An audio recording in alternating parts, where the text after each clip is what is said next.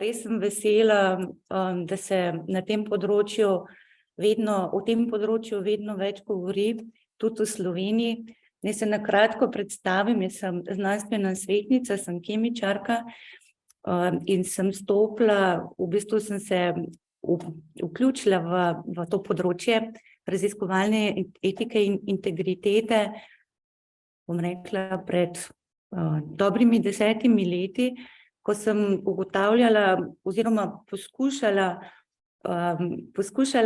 imela sama etično dilemo, bila soočena z neetičnimi praksami glede publicistike in podobnih zadev in sem poskušala nasloviti svoje vprašanje na kogarkoli znotraj najprej fakultete, nato univerze, in ker ni bilo praktično možno nikjer iskati odgovorov, sem se spustila v raziskovanje, kaj se dogaja v evropskem prostoru, in takrat ugotovila praktično, da v Sloveniji nekako zaostajamo na tem področju, in to me je peljalo kasneje prek Komisije za ženske v znanosti, da sem se vključila tudi oziroma postala predstavnica Slovenije v ENRI omrežji, to pa je mreža, o kateri bom spregovorila malo kasneje, mreža, ki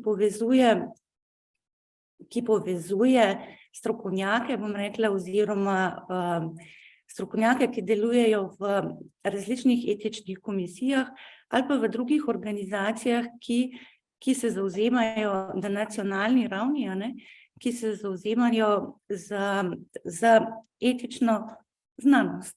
Tako, če rečem na kratko. Zdaj, v današnjem predavanju vsebina je nekako takole, kakor vidite na prosojnici, v uvodu nekaj besed o etiki in integriteti, bom povedala več o raziskovalni etiki, ker o etiki in integriteti je bilo že kar nekaj rečeno. Nato bom vseeno izpostavila kršitve in tiste nesprejemljive prakse, pri čemer se mislim sklicevati na Evropski kodeks. Nekaj o kodeksih, izjavah, načelih, ki so dogovorjeni bodisi na globalni evropski ravni, nekaj izzivov in nekaj priporočil. Pa kot je bilo danes razvidno iz prezentacij in bom rekla iz organizatorjev, mislim, da o fair principu, o smernicah za dobro upravljanje s podatki bomo to prosojnico preskočila.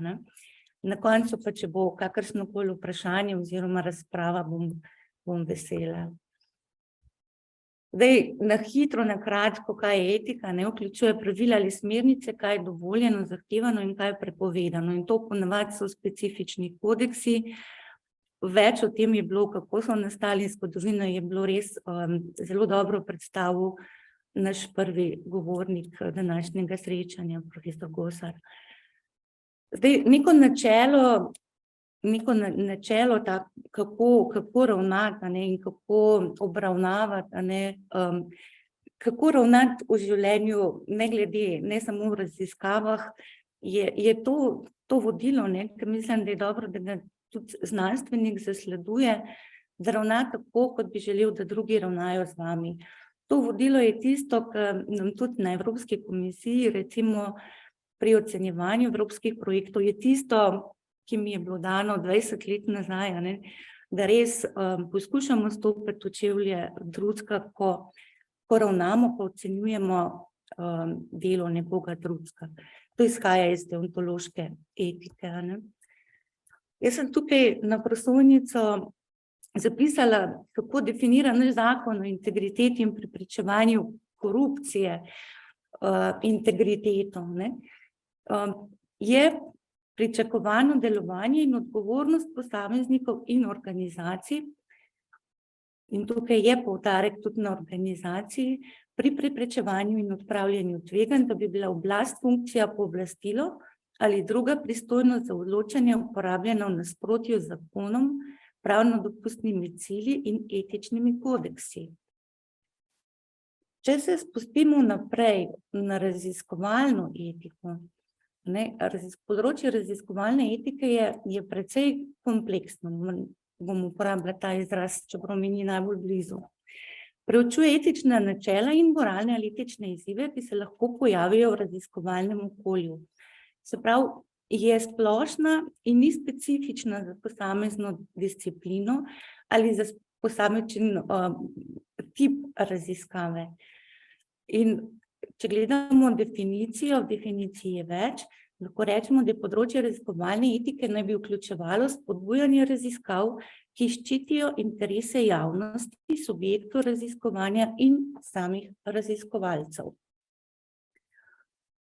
Po Michael Kellermanu je definicija, on jo povzema tako, ampak mislim, več ali manj gre za drugačen zapis, ampak tega vam predstavljam tu.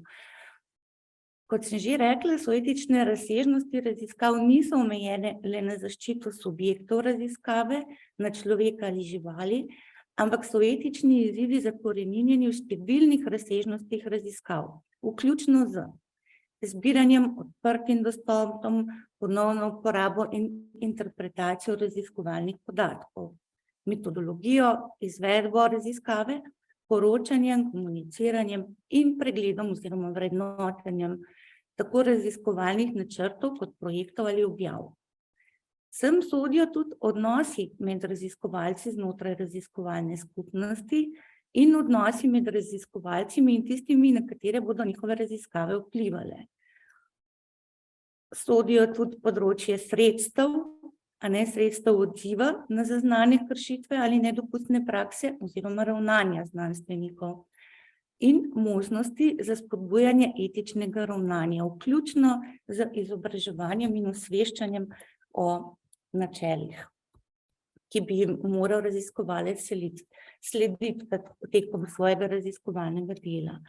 Če to malo bolj strukturiramo, lahko raziskovalne procese zapišemo kot gre za produkcijo, poročanje in vrednotenje raziskav in pri tem moramo spoštovati, da upoštevamo res zanesljive, odgovorne prakse. In to so prakse, ki morajo biti sprejeti v raziskovalni skupnosti. Se pravi, da je na nas, na raziskovalni skupnosti, je to, da sami sprejemamo prakse, ki jim bomo sledili. Lahko bi rekli, da je to življenjski cikel raziskav, ki pa seveda ni tehnična zadeva, ampak pri tem zelo močno vlogo igra raziskovalne okolje in seveda, da lahko delamo odgovorno, zanesljivo, na to vpliva lahko tudi zelo akademska kultura. In tudi mogoče kultura, ki je včasih vsiljena od zunaj, recimo v zadnja dognanja raziskav, nakazujejo vedno bolj, kako je spodbudilo slabe prakse v raziskovalnih procesih, ravno to siljenje k publiciranju, publish or perish kultura, ki ne dopušča oziroma sili posameznike, da čim več objavljajo, pri čemer so vedno v tej dilemi, ker jim zmanjkuje časa, da bi dejansko lahko se poglobili v samo raziskavo oziroma jo naredili na tak način, da bi bila zanesljiva in da bi bili pri tem odgovorni. Ob tem smo seveda naše raziskave, cikel raziskav ne ostanejo znotraj raziskovalne skupnosti, ampak so tu še drugi udeleženci zraven raziskav, družba, delamo za družbo, treba je upoštevati ekosisteme, kulturno dediščino, okolje in tako naprej. Kaj je ključ pri celotni zadevi, je v bistvu izgradnja zaupanja. Mi si moramo zaupati najprej znotraj tega milnega, majhnega mehurčka, znotraj katerega delujemo. Te mehurčki so povezani med sabo v večje enote, pa ne bo to, bom rekla, fakulteta, univerza, je to na nacionalni ravni in je seveda na mednarodni ravni, prav tako pa tudi navzven k družbi. Se pravi, tukaj je ključ v tem, tako kot je bilo že na prvem uvodu, na prvem predavanju izpostavljeno, da integriteta, da dejansko upoštevamo etična pravila, načela, moralnem, in da nam družba zaupa, saj vendar delamo raziskave v dobro družbe in okolja. Moj tak zelo res par nasvetov, ker danes niti ni časa, da bi se poglabljali v specifiko posameznega raziskovalnega procesa, kje vse so zdrsi lahko oziroma kje se postavljajo te neetične prakse. Res vam vsem polagam to, da sprejmite možnost, da se motite. Tekom kateregakoli cikla vašega raziskovalnega dela lahko rečem, da starejši kolegi na višjih pozicijah imajo s tem pogosto težave. Pa je to narobe, a ne? Tukaj res bodite odprti.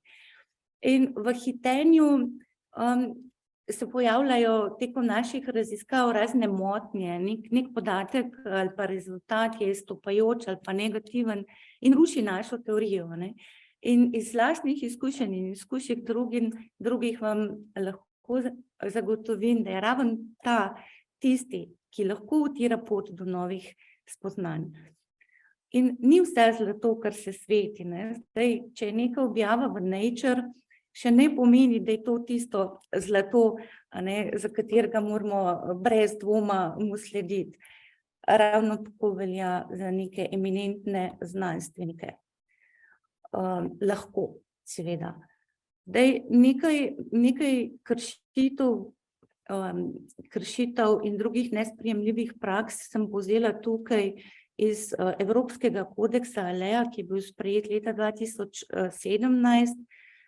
In tako na hitro rečeno, tiste večje kršitve so razpoznane kot izmišljanje, ponarejanje, plagiatorstvo, a ne, to v angleščini bi rekli FFP, ne, falsification, fabrication and plagiarism. In te so tiste, ki so ponavadi tudi sankcionirane. Kaj pomeni izmišljanje? Pomeni izmišljanje rezultatov in poročanje o njih, kot da bi bili resnični. Ponarejanje pomeni bodisi manipuliranje z raziskovalnimi materiali, opremo ali postopki, bodisi neutemeljeno spreminjanje, izpuščanje ali prikrivanje podatkov ali rezultatov, in plagiatorstvo, da je prilastitev dela ali zamisli drugih, ne da bi ustrezno priznali prvotni vir, v čemer se kršijo pravice prvotnih avtorjev do njihovih intelektualnih rezultatov. Na drugi strani je pa množica nesprejemljivih praks, ki so v angleščini, boste slišali izraz questionable practices, najpogosteje. In te so tiste, ki, bom rekla, če se z prvimi IPP ne srečamo tako pogosto, ali pa jih vseeno znanstveniki, raziskovalci ne uporabljajo, so pa na drugi strani te, ki pa jih zelo pogosto srečamo v akademskem prostoru in so ravno tako nesprejemljive in se v njih pogosto ne govori oziroma premalo govori. In tukaj ni vzadej nevednost, ne? In to so sigurno med prvimi ali pa najbolj izpostavljenimi, tako je po vseh, bom rekla, raziskavah v svetu, je vprašanje avtorstva in manipuliranja z njim. Pojavlja se tudi samo plagiatorstvo, definitivno je tukaj vzrok ta v ozadju tudi publish and perish kultura. Selektivno citiranje je tudi tisto, a ne, ko nekdo želi lastne ugotovitve v bistvu postaviti v ospredje, pri čemer zanemarja ostale avtorje. Se pa tudi dogaja, tudi sama sem bila priča, da ti uredniki oziroma pregledovalci vsiljujejo ali pa celo kolegi različne vire, ki naj bi jih citiral. Tukaj sodi še nepotrebna razširitev bibliografije in napačno prikazovanje raziskovalnih dosežkov, skratka, ki je povezano na nek način tudi z drugim, a ne, ki v bistvu pretirano poudarjanje pomena pripisovanja neke uporabnosti neke raziskave. kar ni navedeno v tem kodeksu, je objava negativnih rezultatov. To je postal kar velik problem v Evropi in je zaznan, pa ne samo v Evropi, globalno, napačno sem se izrazila, ker neobjavljanje negativnih rezultatov pomeni tudi to, ne samo, da nam mogoče niso všeč, pa jih zanemarimo, ampak tudi to, da in ne pridemo do nekih odkritij, ampak tudi to, da se raziskave ponavljajo, ponovno poskuša priti do nekih zaključkov, ugotovitev, pa čeprav je že nekdo pred nami ugotovil, da to ni prava pot. O čemer se veliko tudi govori, je navzkrižje interesov, nezdružljivost funkcij, pa ne bodo različne funkcije znotraj organizacije, in pa zloraba položaja. Akademska, bom rekla, znanost je zelo hierarhična in tukaj lahko prihaja tudi do zlorab položajev, ne bo to vsiljevanje kakršnih koli neetičnih praks kot primer. Se pravi, v ozadju tukaj gre lahko res za goljufije, lahko gre za pristranskost ali pa za malomarnost, to je tudi tisto, o čemer se je potrebno vprašati. Jaz bom zdaj tukaj pred vami na prosojnici primer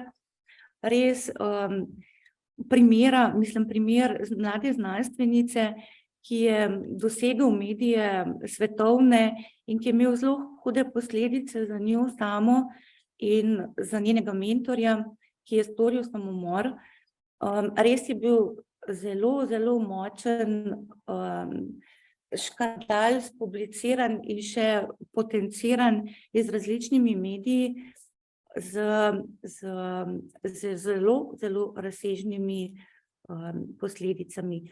Zakaj se je v ozadju šlo? Bila je mlada znanstvenica, stara 31 let, vodja raziskovalne enote na Japonskem, zelo prestižnega inštituta, in je objavila 2 članka v Nature, v katerih je prikazala zelo izjemno enostaven način za generiranje celic, ki bi jih lahko naprej vzgojili v tkivo za uporabo kjerkoli v telesu. Te publikacije so res odmevale po vsem svetu, in zato je bila tudi reakcija, posledično odziv znanstvene skupnosti na ta članek, ali pa rečemo pozornost znanstvene skupnosti do tega članka, do teh objav, tako zelo močna, da se je šlo v preverbo in so dejansko ugotovili, da je šlo za manipuliranje slik in tudi za delno plagiranje besedila in hkrati tudi, da so rezultati neponovljivi. Kot si že omenila, je po vsem teh pritiskih mentor njen naredil samomor, še več, sledil je odstop predsednika tega združenja laboratorijev in vse skupaj je imelo zelo velik vpliv, ne samo na izgubo zaupanja delno do znanosti, družbe, ampak tudi do raziskovalne sfere oziroma takrat do japonske znanosti na nek način. In zakaj sem predstavila tudi ta primer, je tudi zato, ker ob tem času, ko se je ta dogodek zgodil, takrat se je dejansko na Japonskem začelo vedno bolj odpirati tematika oziroma razpravljati o problemu etike, raziskovalne etike in integritete in vzpostavljati mehanizme. Pa ni to primer samo na Japonskem, ki je bil leta 2014 in je sledilo to nekaj let kasneje. Podobno se je zgodilo tudi v Nemčiji leta 2011 po zelo odmevnem primeru. Skratka, znanstvena skupnost je reagirala in začela postavljati, bom rekla, infrastrukturo za zagotavljanje etične znanosti, šele po nekih medijskih škandalih, ko je dejansko ko je izgubljala zaupanje družbe v znanost. Zato je ključnega pomena res imeti te mehanizme vzpostavljene znotraj znanstvene skupnosti, akademske skupnosti, da ne izgublja znanost sama tudi ugleda napram družbi in da dejansko znanost lahko tudi dobro se razvija sama naprej, ne da smo sami sebi cokla na nek način. Tukaj spodaj na prosojnici, ki jih boste dobili, je tudi povezava na več drugih primerov. Tudi pri nas smo imeli ministrico, ki mislim, da je imela mandat 2 dni za časa vlade Mira Cerarja, ministrica za izobraževanje, ko je odstopila takrat po teh medijskih objavah, da je njeno magistrsko delo plagiat. Imeli smo kar nekaj škandalov tudi v Sloveniji, vključno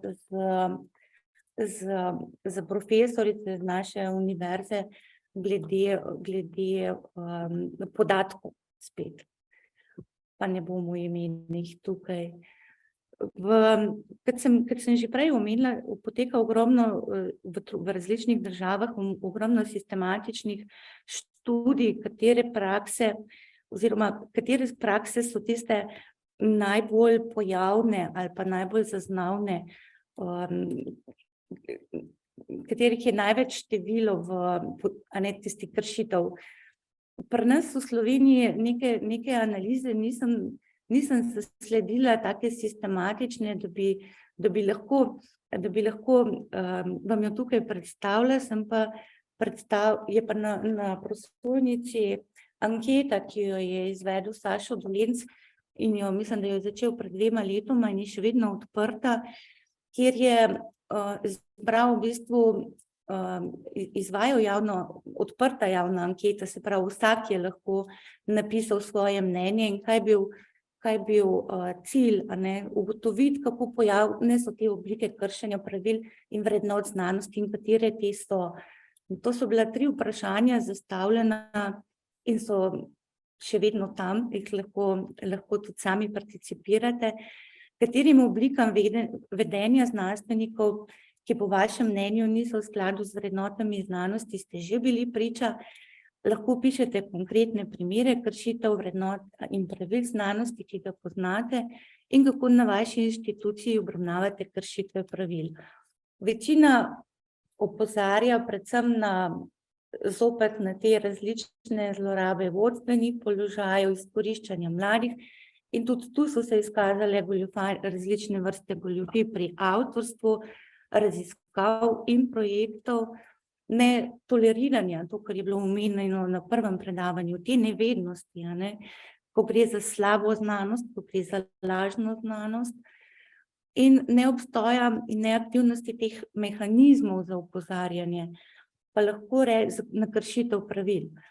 In ravno tako ta neformalna razširjenost neformalne kulture skrivanja, se pravi pometanja pod preprogo in toleriranja in kaznovanja žvižgačev, se pravi tistih motenj, ki opozarjajo na sistem, da jih je bolje utišati.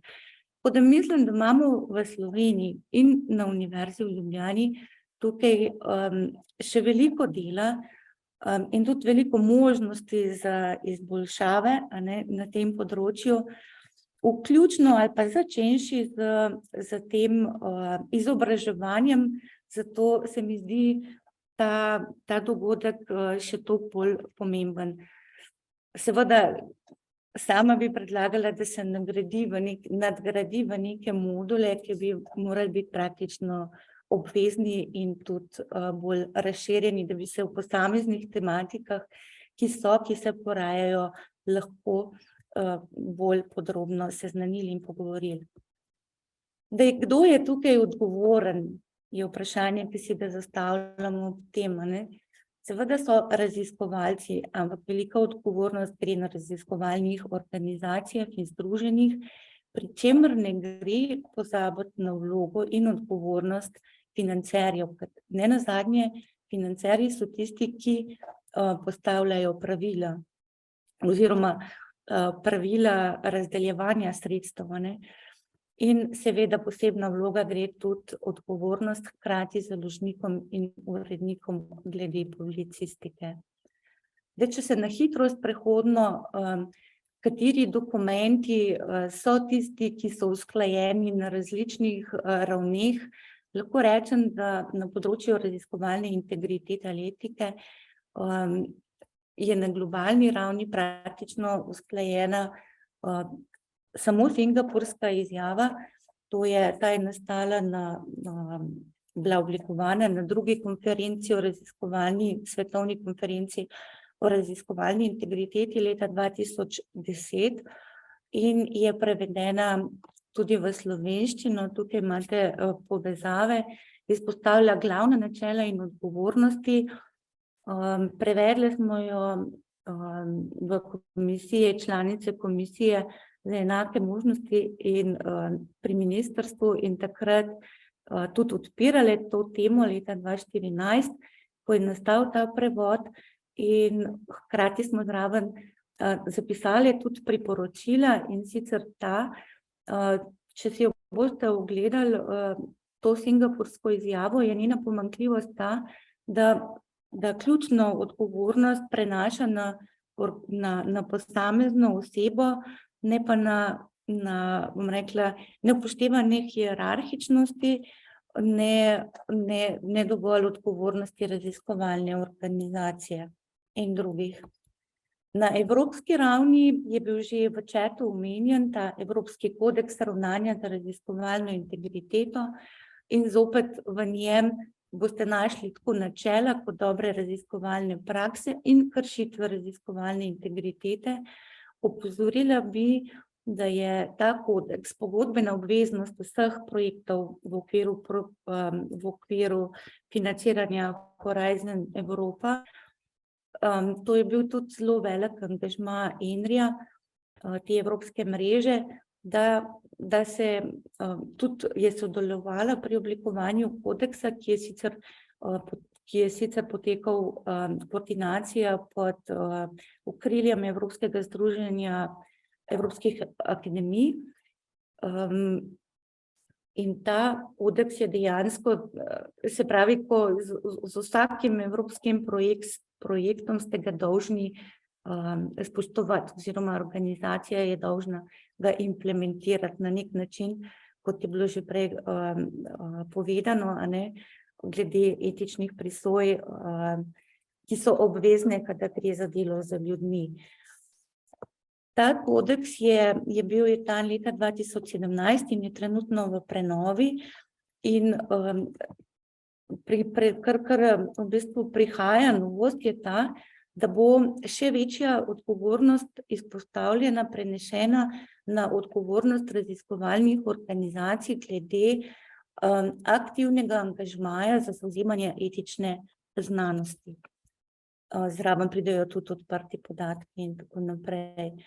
No, večkrat sem že omenila ENRI-jo kot evropsko mrežo, ki v bistvu združuje ali pa povezuje na nek način različne nacionalne komisije za etična vprašanja in tudi organizacije, ki se ukvarjajo, ali pa različne organizacije, ki se ukvarjajo z izobraževalnimi procesi na tem področju, organiziranjem tega, ali pa tudi v njej je tudi recimo kar nekaj research founding, se pravi organization financerjev in prisotno tudi recimo v Nemčiji imajo tudi združenje zaupnikov, ombudsmenov na nacionalni ravni. Kaj je en izmed teh glavnih pogovorov, ki potekajo znotraj ENRI-jo mreže, izpostavljajo se vedno novi recimo problemi, ki se pojavljajo prvič, ali pa problemi, ki vse več raziskav je mednarodnih, praktično zelo redke so nacionalne. Se pravi, tukaj prihaja do povezovanja izkušenj, mnenj, deljenja dobrih praks in pa predvsem izpostavljanja, da je potrebna harmonizacija znotraj na tem področju, tako znotraj evropskega nivoja, in tudi globalno, ker znanost poteka na globalnem nivoju. Tole bom preskočila, ker o tem je bilo povedano, da ste že imeli neka predavanja in sicer govori o načelih dobrega upravljanja z znanstvenimi podatki. Vseeno bi vas tukaj vam navedla oziroma povezavo na KOUP smernice, ki so namenjene svetovanju urednikom in založnikom o pričakovanih praksah glede etike objav. In znotraj so tudi zelo koristne informacije za raziskovalce. Tako da priporočam vam branje in se opravičujem za tole prosojnico, ki je v angleščini, ampak sem jo pustila namenoma, ker sem želela, da ostane nespremenjena. In to je pa, v bistvu so to mednarodna pravila, priporočila, kdo je avtor. Katere kriterije mora avtor izpolnjevati, da mu pripada avtorsko mesto na članku. Pa jih tudi ne bom tukaj izpostavljala posebej, ker mislim, da že zamujamo, ampak mogoče samo v 2 besedi, dejansko mora biti dejanski avtorski prispevek razviden in njegovo sodelovanje, njegov intelektualni input avtorjev notri. Zadnje 2 navedeni, se pravi 2 pravili tukaj, priporočili pravili, se pravi sodelovanje pri zaključni ali pa potrjevanje zadnje verzije in pa to, da si se pravi pristojen za vse, za celotno delo. To so stvari, v bistvu, do katerih naj bi glavni avtorji, naj bi bilo vsakemu, ki ima intelektualni prispevek k delu, tudi dovoljeno, pripuščeno. Se pravi, če jih ne izpolnjuje zato, ker mu ni bilo dano, zato ne bi smet bil izvzet ali pa spregledan na listi avtorjev. In tukaj, kar so poskušali narediti s temi smernicami, je ločiti med avtorskim prispevkom in prispevkom različnih oseb, ki dejansko so prispevale k sami raziskavi ali pa objavi, če tako imenujemo, ker pogosto se uporablja kot argument, da je nekdo avtor to, da je recimo zagotovil financiranje ali pa je nek vodja neke skupine in je zato kar avtor prispevka. V teh primerih je prav, da se tudi tem osebam, ki so prispevale k delu, na nek način zahvalimo, ampak to gre pod acknowledgement. Zdaj, zakaj je toliko slabih praks ali pa toliko govora o problematiki avtorstva, zakaj je to na prvem mestu? Seveda nam bo vedno je neka naša objava, katere avtor smo, je delo, ki nas na nek način opredeljuje, po njem nas ocenjuje in nas spremlja tekom cele naše raziskovalne poti. Na podlagi tega dela temelji v bistvu sistem nagrajevanja, ga postavlja v samo središče. In tako napredovanja, habilitacije so vezane na to, nagrade, zaposlitve, odločevalske funkcije, financiranje. Zdaj, ko omenjam slabe prakse, recimo, da si nekdo pač napihne ali pa vsiljuje avtorsko mesto zaradi svojega položaja, ki ga ima, in sistem recimo, da napihne svoj opus, in je zato nekako nagrajen, sam zraste gor, ampak ni problem samo to, da se nekdo pride višji, kar recimo bi lahko, ali pa da se mu, problem je v tem, da se prepoznajo kompetence osebam, ki morda iz tega področja, z katerega je objava, dejansko nimajo znanja. In takrat so zaradi teh objav postavljeni lahko v različne odločevalske funkcije In sicer za področje, ki morda nimajo znanja dovolj, ne. S takimi problemi se soočamo včasih tudi na različnih mednarodnih evalvacijah, a ne, ko se pojavijo recenzenti in ugotoviš, da nekdo niti nima znanja, ne kompetenc določenega področja, čeprav iz njegovih objav bi recimo sklepal, da jih ima. In kaj pride do tega? Lahko recimo se usmerja raziskave v smer, ki ni prava, in znanost na nek način ne napreduje tako, kot bi lahko, ali pa določeno področje. Tudi ta prosojnica je ostala v angleščini in sicer navedla sem na njej, koga sem jaz srečala na listi avtorjev, na listah avtorjev, katerega na mojih objavah, a ne. Seveda sem srečala največ avtorjev, ki so označeni tukaj kot avtor 1 in avtor 2, tisti, ki so dejansko prispevali k raziskavam. Ampak v rdečem okvirčku so izpostavljeni tisti, ne, ki niso nikakor izpolnjevali osnovnega kriterija avtorstva, pa so vseeno, pa je bilo to neke darilo nekomu ali pa je bilo to neka zahteva nekoga.